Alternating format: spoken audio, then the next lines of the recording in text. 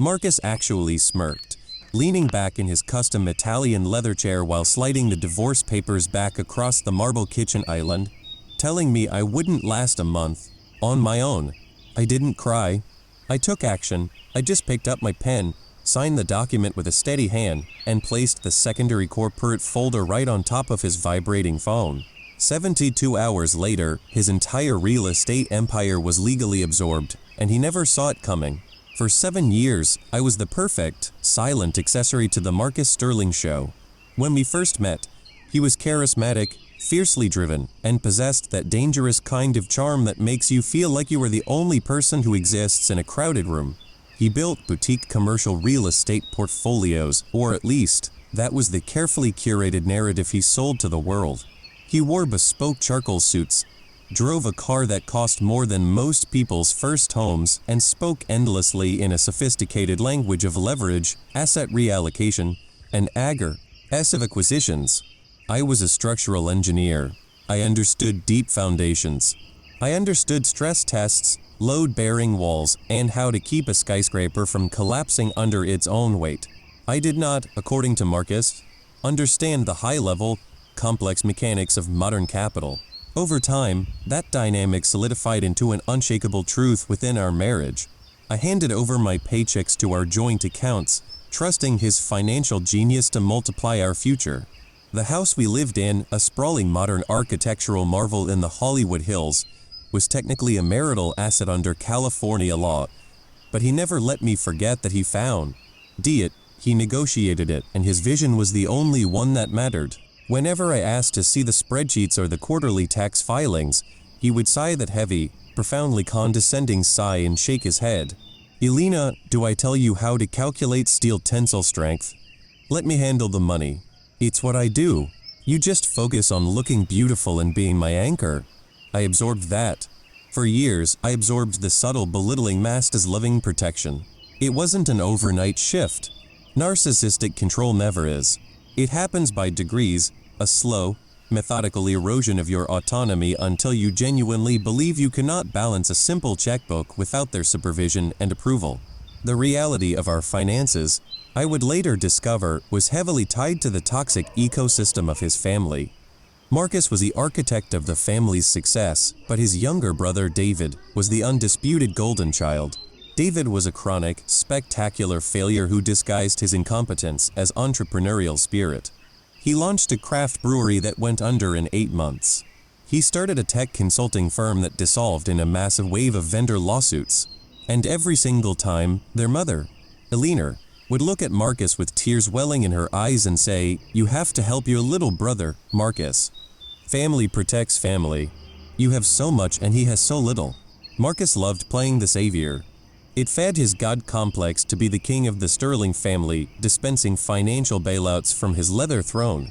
What I didn't know then was that the throne was built on quicksand, and the gold he was dispensing was mine. I didn't know that the joint accounts I poured my 6-figure salary into were being funneled through a labyrinth of shell companies to cover David's catastrophic debts and Marcus's extravagant lifestyle. I just kept my head down, kept the peace, and played the supportive wife. I hosted the lavish catered dinners, I smiled politely at his corporate retreats, and I ignored the cold, hollow feeling expanding in my chest. The belittling escalated in our 5th year. If I bought a dress, he would review the credit card statement and offer a 20-minute lecture on depreciating assets. If I wanted to visit my family out of state, he would frame it as a selfish, unnecessary expense that was delaying our next big property acquisition. My world shrank to the exact size of his approval. He controlled the narrative perfectly. To our friends, he was the generous, brilliant husband taking care of his sweet, mathematically challenged wife. To his mother, he was the loyal, perfect son. To me, he was the warden holding the keys to a prison I hadn't even realized I was living in. I remember the specific evening the illusion cracked. It was a rainy Thursday night. He had left his laptop open on the dining table to pour himself a scotch. A notification chimed. It wasn't a text from another woman in a strange way. That would have been easier to process. It was an email from a commercial lender, referencing a default notice on a property I thought we owned outright and clear. When I confronted him about it later that night, his reaction wasn't panic. It was rage. Pure, unadulterated contempt. He backed me into the hallway, his voice dropping to a terrifyingly quiet register, telling me that if I ever touched his computer again, he would ensure I walked out of this age with nothing but the clothes on my back. I froze. I didn't fight back. I apologized. I spent the next 3 days walking on eggshells, desperately trying to earn back his approval. If you are listening to this and something feels familiar, I need you to understand what is actually happening in your brain. We often confuse a trauma bond with deep, passionate love. When someone consistently breaks you down, terrifies you, and then offers you small, conditional crumbs of affection, your brain becomes chemically addicted to that cycle of punishment and relief. They convince you that you are the chaotic one, the incompetent one, the one who desperately needs them to survive. This is exactly how narcissistic systems use your empathy as a weapon against you. You project your own conscience onto them, assuming they must feel bad, assuming they secretly mean well. But they do not operate on empathy, they operate strictly on power. They manufacture constant crises so you remain off balance, trapped in a state of exhaustion and anxiety. The exit isn't trying to make them understand your pain. The exit is realizing they already understand it, and they are actively using it. Stop explaining yourself to someone who benefits from misunderstanding you. Document everything, plan your exit quietly, and stop hoping for closure from the exact person who opened the wound. I didn't know that then. I just knew the cold dread settling deep in my stomach. I realized I was trapped in a massive financial spiderweb, completely blind to its actual structure. I needed to see the blueprint. What I'm about to tell you is the part I almost left out, but you need to hear it. For 5 years, I absorbed everything quietly. That ends here. The shift didn't happen with a screaming match. It happened on a Tuesday morning, over a cup of lukewarm coffee, when he finally crossed the one line I didn't even know I had. My grandmother passed away in late October. She was a brilliant woman, a retired civil engineer who taught me how to read structural blueprints before I could ride a bike. Her funeral was small. Marcus checked his Rolex twice during the eulogy, clearly annoyed that we were standing in the rain instead of attending his commercial networking luncheon. But 2 weeks later, when the estate attorney read the final distribution figure $1.4 million, Marcus suddenly became the most attentive, grieving husband in the state of California. The very next morning, the trap was set. I walked into the kitchen to find him sitting in his custom Italian leather chair. He had poured my coffee and placed a thick document on the marble island. It was a transfer authorization form. "It's just a formality, he said, using his smoothest, most reasonable tone. "I've already allocated the funds. We are rolling it into the Sterling Tower capital stack. It's a bridge loan to cover some strategic restructuring David is doing. We'll get an 18% yield. Just sign at the bottom." He didn't ask. He informed. He assumed I was too financially illiterate to understand that by signing that document, I would be legally commingling my separate inheritance into our community property, exposon. G'd it to every single one of his liabilities. I looked at the form. I looked at him. I didn't cry. I took action. "I'll review it and sign it tonight," I said. My voice was steady. The emotional temperature in my body dropped to absolute zero. He frowned, clearly irritated by the slight delay. "Don't overthink it, Elena. You know this isn't your area of expertise." "I know," I replied softly. "I just want to read it." The moment his Porsche pulled out of the driveway, I packed my laptop. I didn't go to work. Instead, I drove straight to Century City to meet with a specialized asset protection attorney. If you are listening to this and you ever inherit money while married, listen to me carefully. Under community property laws, an inheritance is yours alone until the exact second you deposit it into a joint account or use it to pay a marital debt. Once you commingle it, it becomes shared. They will pressure you. They will call you selfish. They will say that keeping it separate means you don't trust them. Let them say it. A document signed before conflict is basic self-preservation. Financial abuse is still abuse, and it leaves a paper trail. Build your paper trail before you need it. In that overly air-conditioned law office, I formed Aegis Holdings LLC. We registered it discreetly. I transferred the entire $1.4 million directly from the estate trust into the newly minted LLC's corporate accounts. It never touched a joint account. It remained entirely legally my sole and separate property. But I didn't stop there. I used the first $10,000 of that money to hire a forensic accountant. I needed to understand why Marcus was so desperate for my inheritance right this second. What I found inside that folder changed everything I thought I knew about the past 7 years. Marcus wasn't a real estate genius.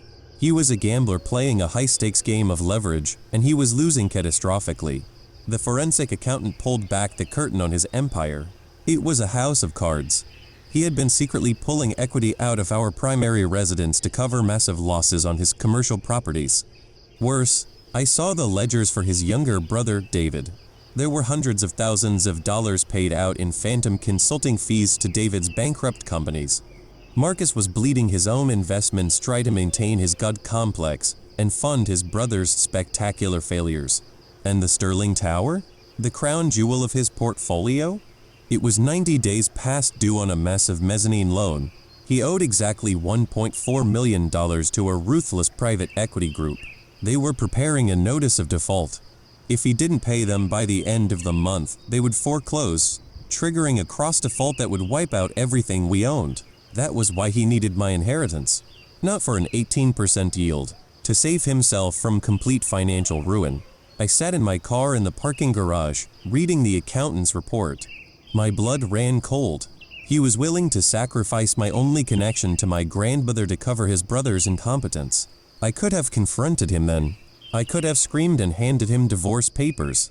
But if I did that, he would have dragged out the divorce for years, hiding assets, playing the victim, and exhausting me in court. I needed a different strategy. I needed absolute leverage. I called my attorney. I don't just want to protect my money, I told her. I want to buy his debt. It wasn't easy. The transaction almost failed. The wire transfer for the LLC funding was flagged for a mandatory fraud check. I had to sit in the bank branch manager's office for nearly 2 hours, sweating through my blouse, terrified that Marcus would check our primary accounts, notice the security alert, and realize I was moving massive amounts of capital. The system kept glitching, requiring manual overrides. I thought I was ready for that moment. I wasn't, not entirely. My hands physically shook as I signed the final authorizations. But it went through. Through a series of blind corporate maneuvers, Aegis Holdings LLC approached the private equity firm holding the note on Sterling Tower. They were thrilled to offload a distressed, non-performing loan for a clean cash payout. They assigned the debt entirely to my LLC. Overnight, without Marcus having the slightest clue, I became his primary creditor. I owned his debt. I held the legal power to foreclose on his most prized possession. For the next 3 weeks, I played the part perfectly. I cooked dinner. I smiled. I made excuses about the probate court delaying my inheritance transfer. He grew more agitated every day, snapping at me, checking his phone obsessively as his deadline loomed. He thought he was negotiating with a faceless, ruthless corporate firm that had just bought his loan. He was right about the ruthless part. He thought the certified notice of default arriving on Friday was the end of his world. He didn't realize the executioner was sleeping in the bed next to him. What I've told you so far is how they broke me down. What comes next is how I built back differently. The climax arrived on a Friday afternoon. Marcus had called an emergency family strategy meeting in the massive, glass-walled conference room of his commercial real estate firm. He had mandated my attendance, treating it like a corporate summons rather than a request to his wife. When I arrived, the atmosphere was thick with a heavy, manufactured crisis. His mother, Elena, was already seated at the table, dabbing her eyes with a tissue, while his brother, David, slouched in a corner, looking characteristically useless and thorough. HOI bored. I almost didn't make it up there. The service elevator I had to take from the parking garage stalled between floors for 5 agonizing minutes. I stood there in the dim fluorescent light, my heart hammering fiercely against my ribs, convinced the universe was giving me one last chance to back out and run. But the doors eventually chimed open, and I walked into the suite, forcing my posture to remain perfectly straight. Marcus sat at the head of the mahogany table, looking exhausted but fiercely authoritative. The trap was ready to spring. He needed $1.4 million by the end of the business day, or his carefully curated empire would crumble into dust. He thought he was cornering a terrified, compliant wife into submission. "Elena, sit down," Marcus commanded, sliding the same inheritance transfer authorization across the polished wood, his voice dripping with that familiar, condescending patience. "The new creditor holding the Sterling Tower note is playing hardball, and David's restructuring has hit a temporary snag. So we need to consolidate our liquidity immediately. You are going to sign this document right now, or we lose the house, we lose the tower, and this family loses absolutely everything. I am doing everything in my power to protect you, but you need to do your part and stop being so incredibly selfish." I looked down at the pen he practically shoved into my hand, then looked back up at his expectant, arrogant face. I let out a short, humorless laugh. "I'm not signing anything, Marcus. And I'm certainly not funding David's next catastrophic failure." I reached into my leather tote bag and pulled out a heavy, black corporate folder. I bypassed his transfer form entirely and slid 2 crisp documents directly into the center of the table: the certified articles of organization for Aegis Holdings LLC, and the full, executed assignment of debt for the Sterling Tower mezzanine loan. Marcus sighed aggressively, snatched up the papers with a dramatic eye roll, and began to scan them, fully expecting some meaningless legal printout I had found on the internet to delay the process. Then he stopped. His eyes darted back to the top of the page, tracing the registered agent name, then jumping down to the staggering acquisition figure, and finally landing on my signature as the S.O. managing member. He didn't scream, and he didn't throw anything. He just sat there, incredibly still, reading the exact same paragraph 3 times as his brain completely short-circuited. The color drained from his face so rapidly he looked physically ill, his jaw going slack as the towering architecture of his ego collapsed inward. He looked up at me, his eyes wide and hollow, suddenly realizing that the faceless, ruthless corporate entity he had been desperately begging for an extension all week was sitting right across the table from him. Elena let out a sharp, offended gasp, clutching her collar as if she had just witnessed a violent crime, while David just stared blankly, entirely too slow to comprehend the finite and silent disaster unfolding in front of him. The room went dead silent. "I own your debt." Looking at Marcus's stunned face, I realized that standing up to a manipulative system doesn't require a dramatic speech. It only requires absolute, unshakable leverage.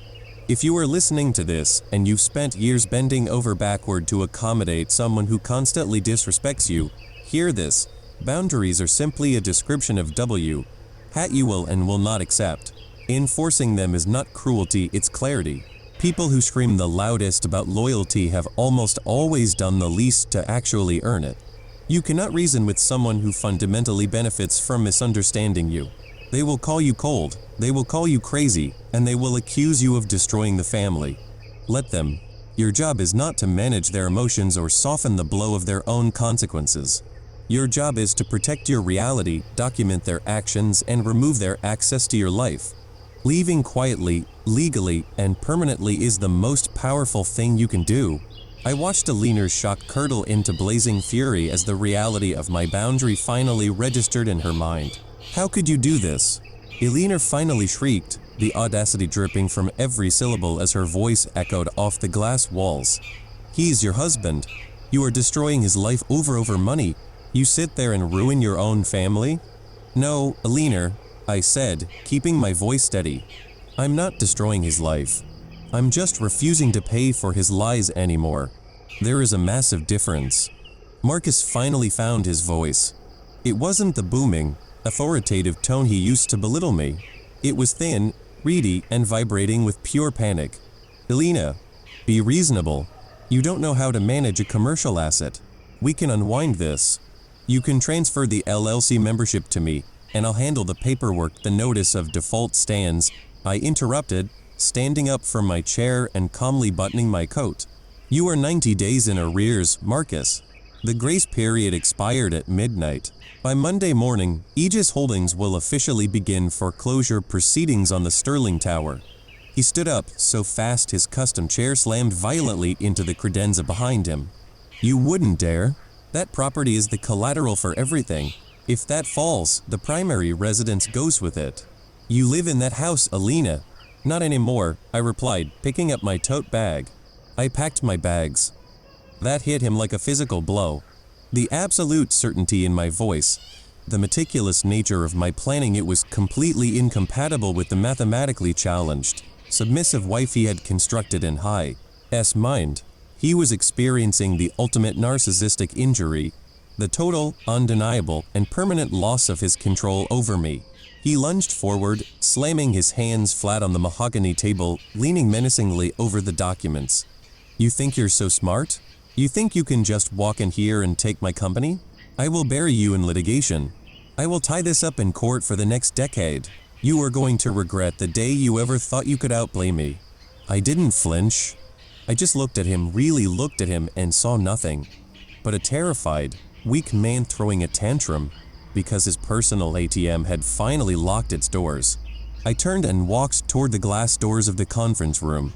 I didn't look back at Elena, who was now openly weeping into her hands, or at David, who was frantically scrolling on his phone, likely looking for another bailout. I'll see you in court, Marcus, I said, my hand resting on the heavy metal handle. Make sure you bring your own money. I walked out into the hallway and pressed the button for the elevator. My legs felt heavy, and the fading adrenaline was making my fingers tremble slightly, but as the elevator doors slid shut, separating me from that family forever, I had never felt more entirely awake. Walking out of that building felt like an absolute victory. I had the legal upper hand. I had secured my inheritance. I had exposed his frauds in front of his precious mother. But I severely underestimated the sheer, destructive desperation of a cornered narcissist who has just been publicly unmasked. That was the confrontation.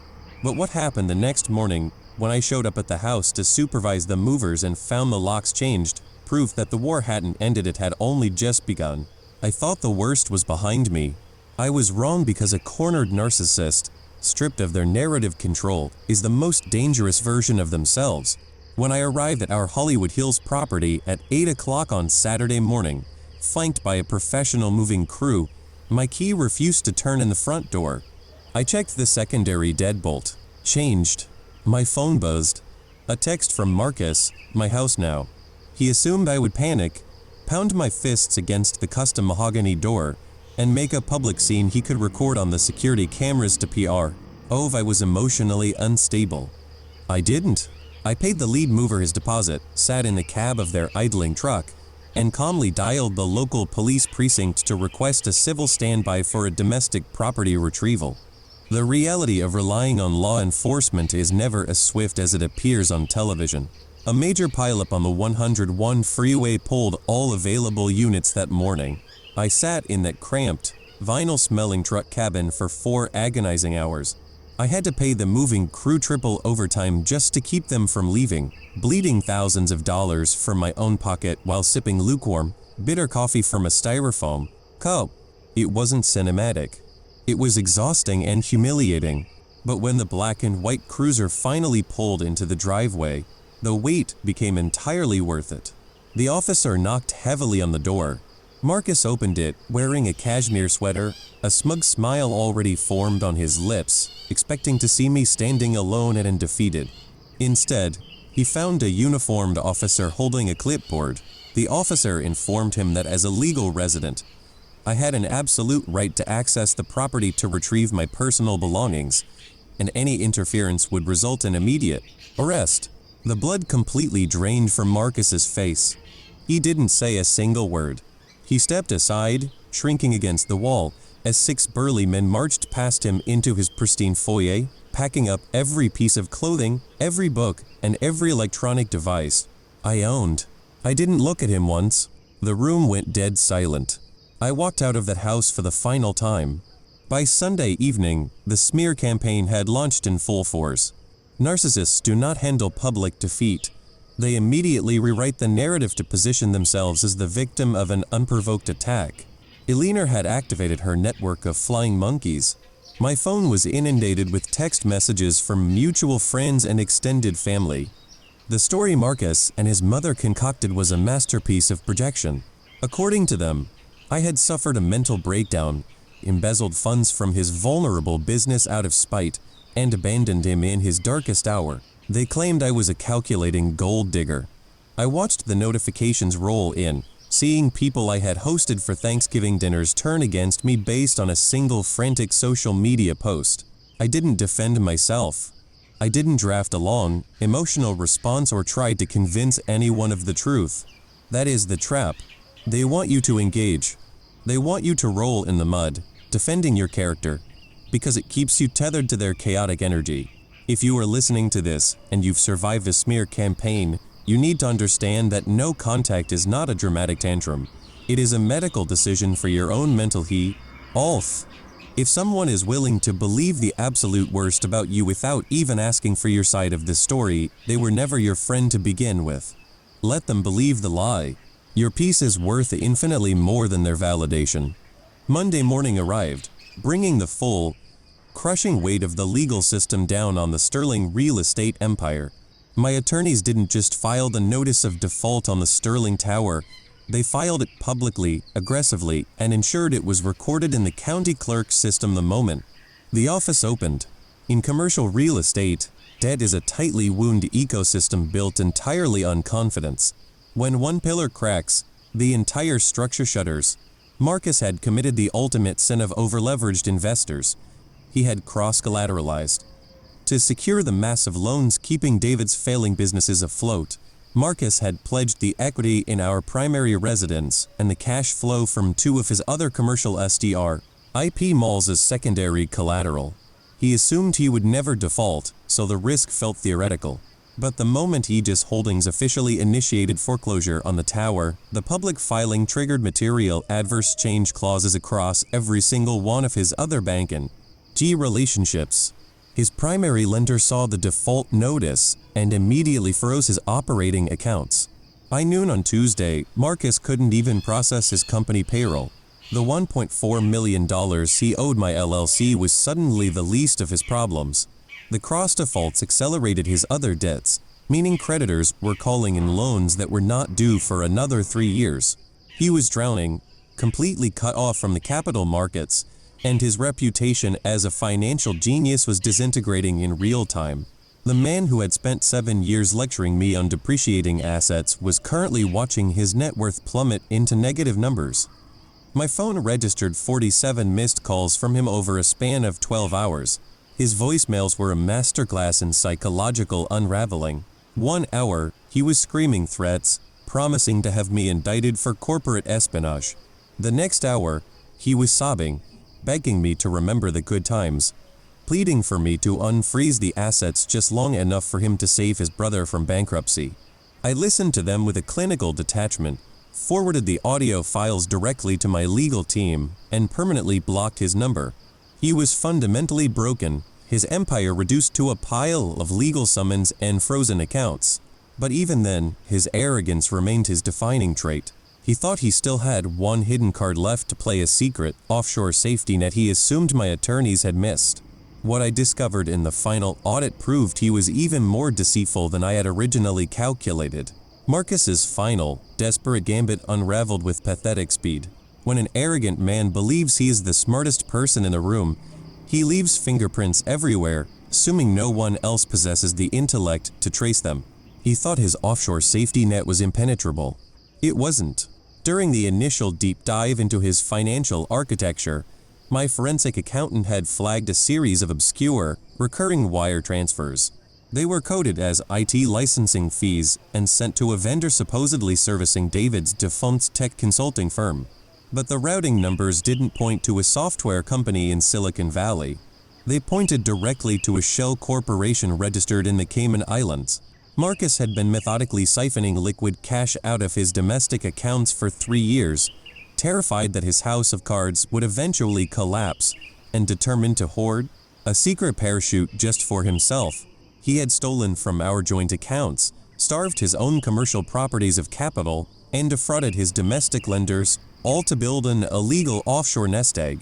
If I had just filed for a standard divorce, those assets would have likely remained hidden in the tedious bureaucracy of family court discovery. He would have played the victim, cried poverty, and emerged a year later miraculously funded by an anonymous investor. but because Aegis Holdings was acting as a hostile commerci, our creditor foreclosing on a multi-million-dollar secured asset, we had immediate, aggressive subpoena power. My attorneys didn't simply request his bank statements. They filed an emergency motion in federal bankruptcy court, presenting the wire transfer anomalies to a judge. The moment the judge saw the irrefutable paper trail linking Marcus to the Cayman Shell Corporation while simultaneously defaulting on his domestic obligations, the temperature in the courtroom permanently changed. It was no longer a civil dispute over a defaulted mezzanine loan. It was the genesis of a federal fraud investigation. I sat in the back row of the gallery during that hearing. I didn't say a word. I just watched his bespoke charcoal suit seem to swallow his shrinking frame. He stood at the defense table, stammering, sweating, and frantically whispering to a very expensive, very irritated white-collar defense attorney who was demanding a massive retainer upfront. Marcus was forced to legally repatriate the entirety of his hidden Cayman funds back to the United States just to cover his mounting legal fees and satisfy the immediate demands of his enraged primary lenders. His secret parachute was set on fire before he could even put it on. The fallout was swift, surgical, and absolute. The Sterling Tower, the crown jewel of his manufactured identity, was auctioned off to a rival firm at a humiliating discount. Because of the cross-collateralization clauses he had so carelessly signed, the bank seized our sprawling Hollywood Hills property. I drove past it a month later. There was a cheap, neon-orange foreclosure notice taped to the custom mahogany front door, right where the locks he had changed against me used to be. He lost everything. The bespoke suits, the Porsche, the endless corporate luncheons where he lectured people on leverage, all of it vanished. He was forced to file for Chapter 7 bankruptcy, a stain that would permanently blacklist him from the commercial real estate industry. With his personal ATM destroyed, David's remaining businesses collapsed within 6 weeks. David was finally forced to get a standard, entry-level job at a logistics warehouse, a reality check that sent Elena into a spiral of hysterical, victimized social media rants. But nobody was listening to her anymore. The illusion of the perfect, wealthy Sterling family had been completely shattered, and the silence of their former high society friends was deafening. Marcus moved into the cramped guest bedroom of Elena's two-bedroom condo. The man who once sat in a custom Italian leather chair, condescendingly telling me I couldn't understand complex capital, was now sleeping on a twin mattress, drowning in litigatio, and permanently banned from acting as a corporate director in the state of California. I, on the other hand, walked away whole. My inheritance remained completely untouched, shielded perfectly within Aegis Holdings. I bought a quiet, mid-century home in a neighborhood where nobody knew my name, and I went back to doing what I loved, engineering structures that were actually built to last. What do I know now that I didn't know before this happened? I used to believe that keeping the peace was the highest form of love. I thought that if I was just patient enough, quiet enough, and supportive enough, the narcissistic system would eventually recognize my value and reward me with respect. I was wrong. Narcissistic systems do not respect patience. They exploit it. They view your empathy as a renewable resource to be consumed, and your silence as a permanent permission slip for their abuse. The most profound shift in my worldview was realizing that you cannot negotiate with someone who views your basic dignity as a threat to their control. Your anger, when channeled legally and precisely, is not toxic, it is the very architecture of your survival. You don't owe anyone your financial ruin just to maintain their ego. If you find yourself holding up a bridge that someone else is actively trying to burn, step off. Let it fall. So what do you think? Did I go too far or not far enough?